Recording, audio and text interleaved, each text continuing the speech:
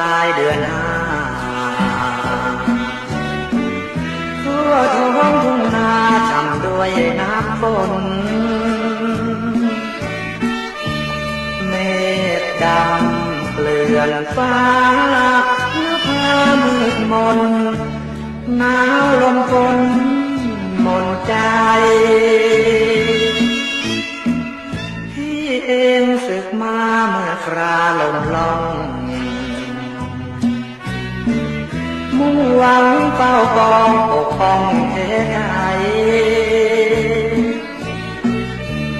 แล้วจนบัดนี้ครึ่งปีเข้าไปเห็นใจไหมเล่าตากบเขียดเริ่มร้องก้องตอนเดือนหกเหมือนในหัวอกของมันเหน็บหนาวส่วนที่ก็เป็นเช่นนั้นทุกคราวยามฝนร่วงเปล่า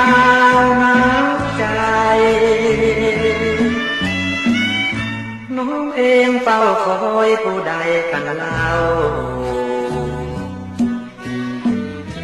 จะขอน้องยาวแต่งด้วยได้ไหมแม้นใจว่างเว้นไม่เป็นของใครขอจงได้ออกมา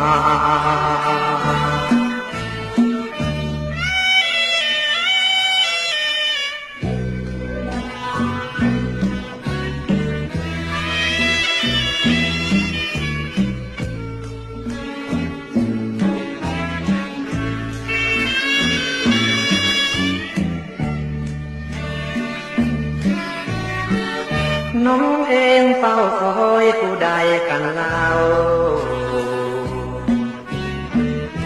จะขอน้องยาวแต่งด้วยได้ไหม